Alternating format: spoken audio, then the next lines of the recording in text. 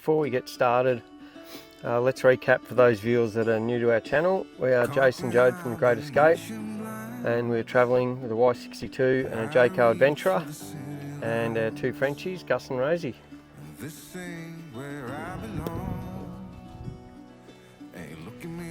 We're celebrating 6 months on the road, and we've pulled apart our expenses to review how much the essential costs have been for us to travel Australia, and we'll run through our top 10 expenses in order from expensive to the cheapest, and this is for our second quarter on the road.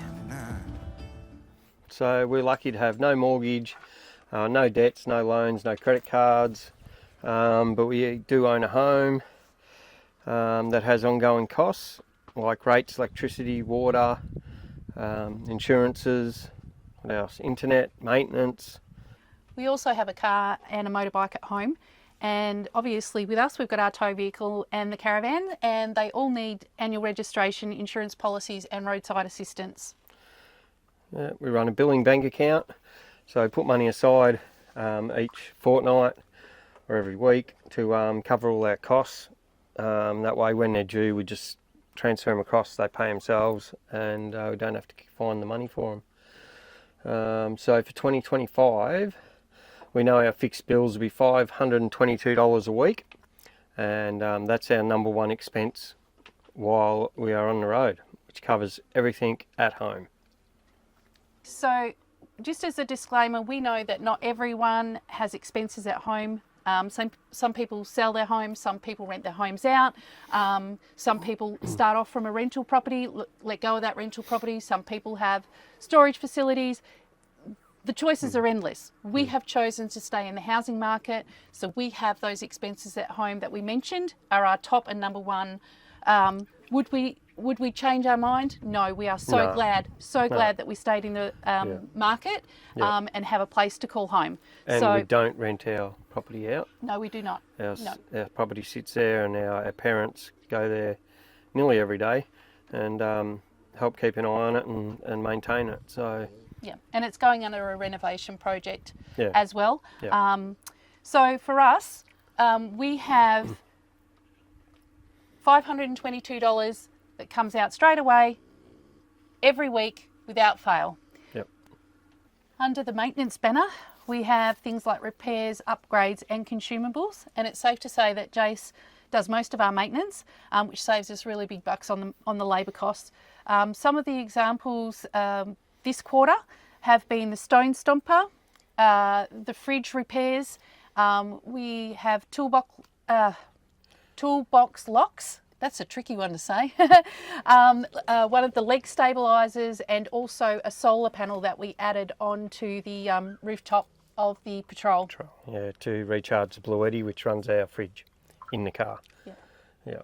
So there's always new products that we need and that we're upgrading and so forth. So we've been pretty lucky. We haven't had too many things that break or fail so far. So we're still getting slugged pretty hard though with our maintenance costs, coming in at $3,010 for the last 3 months, which is $232 a week out of the budget. If you follow our channel, episode 14, we take you through the process of our 30-day food challenge, where we restock the caravan so we have the capacity to cook anything, anywhere, anytime, and we do a lot of meal planning with that as well. That means we're buying every ingredient we need to keep us off grid longer, provide us with a huge variety of meals, and get really our best bang for our buck. And it stops us impulse buying, or a bit of a shocker with that, or overspending on items that we really don't need. Yeah, yep, definitely.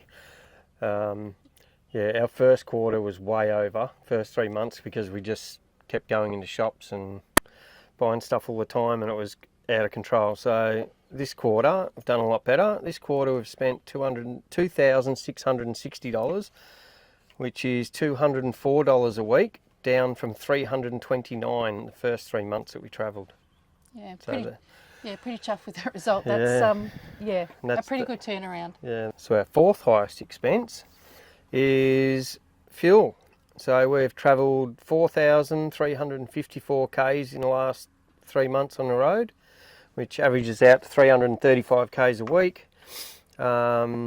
obviously in the V8 Patrol, towing 3.5 ton caravan. So it works. Our fuel has worked out to around 27 litres per 100.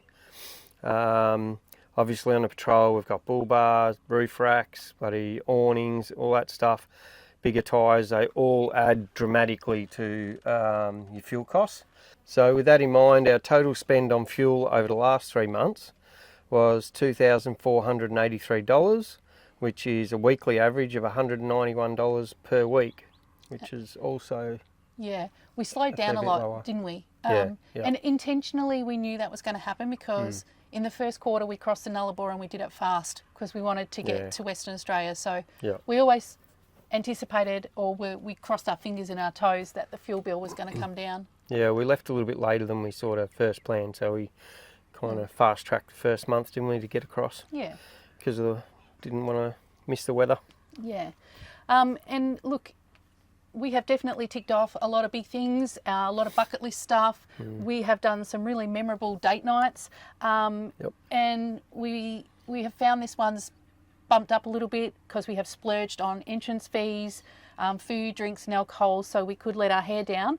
But we have had some great times. We've been to the Marble Bar races, had some great times at Karijini National Park. Including the... we went out for tea and all the that. eco-retreat. Eco-retreat, sort of stuff. Yeah. Restaurant. And a great time in Onslow and also on the Ningaloo coast.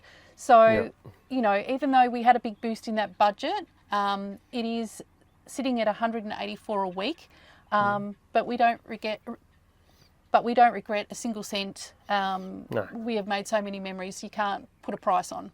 Yeah, and that $184 a week includes everything. So yeah, like Jode said, entrance fees, things, food, drinks, alcohol, anything and everything it costs to entertain me. To entertain you. To entertain you, yes. Coming in at number 6 is miscellaneous, and we jam heaps of random stuff under that. But one of our biggest things we've had since we left home is postage. We have spent so much time deculling and decluttering and sending things home that our postage has been in this miscellaneous category, popping up time and time again. And more common themes in the bank statements are fishing stuff, collecting patches, and for me, my op shop adventures. But all this randomness that we bundle up is costing us $138 per week. And instead of buying t-shirts, hats, stickers, all that stuff, I buy a sew-on patch, and I've got a big blanket that I bought from Temu, which is a map of Australia, and I'm sewing on patches as we move our way around Australia. So that'll be my sort of bit of a memento sort of thing to hang on to. And you know, I use that blanket just as to put over yourself if it's cold at night sitting outside, or an extra blanket over the bed, things like that. And it's just a keepsake. And the boxes, some of the, like Jode said, a lot of stuff we've sent home. We've sent home, what, 4 or 5 boxes probably? 4 or 5 boxes. Big boxes, cost up to like $150 each time to send them. They've been like 20 odd kilos, added to a lot of our miscellaneous costs. Yep. Now, we spoke about in our first episode when we calculated up our first 3 months that we have this daggy old atlas that we have written through meticulously when we have seen anyone bragging about a great campsite that they took their dog to. So wherever we've seen a free or low cost camp, it's in the book. That has remained our Bible, and alongside of that we've got this 30-day planner calendar that we write down where we stayed, how much it cost, and a few other things that we track. They are the 2 most valuable things I think we brought on the road with us. And look, it keeps us on track. So we know from that very, very, very quickly that for accommodation, we have done 127 nights in free camps. Free camps, 30 in low cost, 21 in caravan parks, 4 in showgrounds, and 2 at a station stay. And that's in total in the 6 months that we've been away.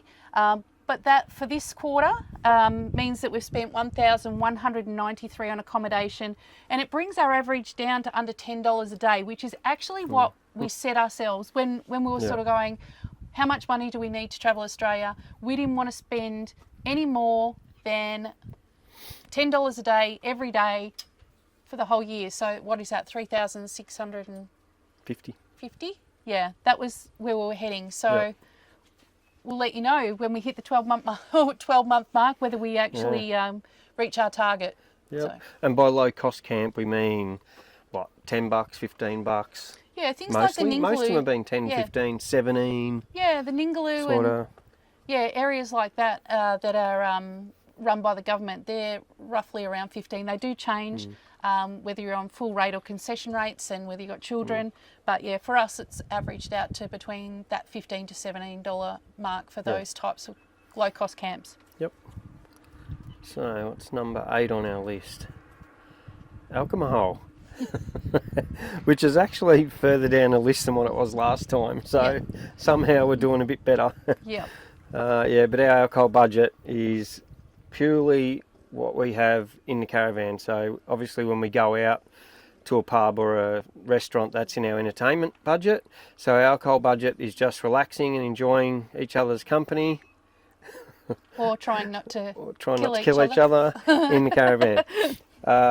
So we found the options, availability and price vary a lot. Yeah, so well, sometimes not so much the more remote you get. It's just some towns are just weirdly expensive, and some towns that are reasonably remote that you think will be expensive are actually really good. Like especially if it's a chain store, like a Thirsty Camel, something like that. So, And look, there's been those variances where in the Golden Outback and the Pilbara, wine doesn't come packaged the same. So I didn't drink wine when we come through those areas. Now in that last 3 quarters I've been back on the winos. Just a few variations. But I think the biggest thing was in the first 3 months we hadn't really broke out of that holiday mode. No. We sort of still, every time we went in the caravan, it was because we had time off and you had to enjoy it, and you get a little excited with maybe... We're drinking most days. Yeah. Whereas now we're sort of, I think we've settled into our groove a bit. Yeah. And we're And kind saving of... more for date nights and... Yeah. Yeah. Which is how, when we're home, we sort of have a drink maybe on a Friday or Saturday night, and maybe once or twice during the week I have a wine with tea. So we're kind of slowly getting back to normality instead of shooting around thinking we're in holiday mode. Yep. So now that we're in the lifestyle, we have brought that down to $91 per week, which is really a win-win for our budget. Between us, Yeah. It's not bad. Not bad. Not bad for us. Number 9 on the list is the pooches. Pets. We've been pretty lucky. We've both dogs have been in good health. We haven't had any major dramas with them. They've really, it doesn't sound like much, but food, water, snacks and their toys, it's not too much. We actually carry on board extra purchased water. We won't give them water out of a tap. We buy certain brands which we've been able to bring them across to supermarket brands that are more popular but higher quality from the supermarket. And we usually always buy their food on sale. Yes. Always. If we stock up on their dog food, it'll be from a Coles or Woolies sort of thing, and we always pick a high quality product that's on sale. And there's always one on sale at one of the big stores. Always. There's very rarely you'll find that none of them are on sale. And when they are, we buy a bit extra, and when they're not, we just we don't need to buy it. So we save a hell of a lot just by buying things on sale. Same with our food. Yeah. So that's reined it in at $1 per week for the dogs. So they're allowed to stay on tour with us because they're not costing us an arm and a leg. Yeah. And that's including buying their water. Yeah. So not too bad. Happy with that. But that doesn't mean we don't put money aside. In our billing account, we have some emergency money that slides across there just in case, because anything is possible with these 2 dynamite little poochies. Yes. You have to be ready for anything. Yes, and we don't have pet insurance because it is the cost of it is absolutely ridiculous. So we find that we just put a bit away each week, and we have our own insurance in our bank account, which yeah. And look, another bonus for us has been our health. And one of the main reasons we chose to travel now was a good time for us in our not so older years. Yeah, to get out and get things done, but also reduce some of the ailments that we've been challenged with, and just find new and better ways to build up our strength and resilience. And I think that really shows in our stats, because we've got a teeny tiny bill of $1 a week to keep us up and running. Yep. So I think we can stay on tour as well, because we're actually cheaper than the dogs. No, we're not, actually, not really. Well, our medical costs are. Yeah. But yeah, that obviously covers, like, you know, multivitamins, stuff like that we take as well. Like. Yeah. So at the end of the day, this quarter has been really good for us. We have, on average, spent $1,139 per week, which compared to the first quarter that we travelled, our average was $1,878. In the first 3 months of travel, yeah. So that's what, $730 odd bucks, $740. And we already know from this process, the biggest thing was slowing down and the fuel cost reducing, and rethinking the way that we switch out of holiday mode and cut down on the alcohol and low food. groceries. Food was huge. Everything's dropped, really. It has. Nearly everything. Yep. Yeah. So, high five. Yep. That's a good result. Very good result. 1139. Pretty happy with that. Yeah. We allowed 1300 our top end. Yeah. Didn't we? So we were sort of thinking if we could keep it around 1200, it'd be a win. So 1139 a week for the last 3 months. That's awesome. Yeah. Stay tuned, because we will be doing one of these every 3 months to help not only inform people how much the costs are, but also to help us keep on track. Be able to nip in the butt anything that's getting a bit out of control. Help us consciously think about where we're spending our money. Also too, where we're probably being a bit lazy and going, oh, let's go to a caravan park so we can swim in the pool, instead of free camping and going to a local pool and paying just the entry fee for the pool. Yeah, which we've done both. Yeah, we have. We have pulled into a caravan park once because it was stinking hot. We thought about camping out of town. We thought, no, bugger it, let's go to the caravan park for 2 nights. And within half an hour of being parked up there, we're in the pool. Yeah. But then other times, we've gone into town and gone to the pool. So yeah. So there are many advantages of doing this. There are so many ways of looking at budgets and everything, but we hope you've found this information has given you some kind of insight on the costs of travelling Australia. And if you have enjoyed this episode or got something out of it, please consider hitting the like button. Or if you're keen to see other aspects of our travel, then click on subscribe and go back through our channel and see where we started and follow us into the future. Done. So thanks for watching, and we'll see you again next week. Bye. Bye.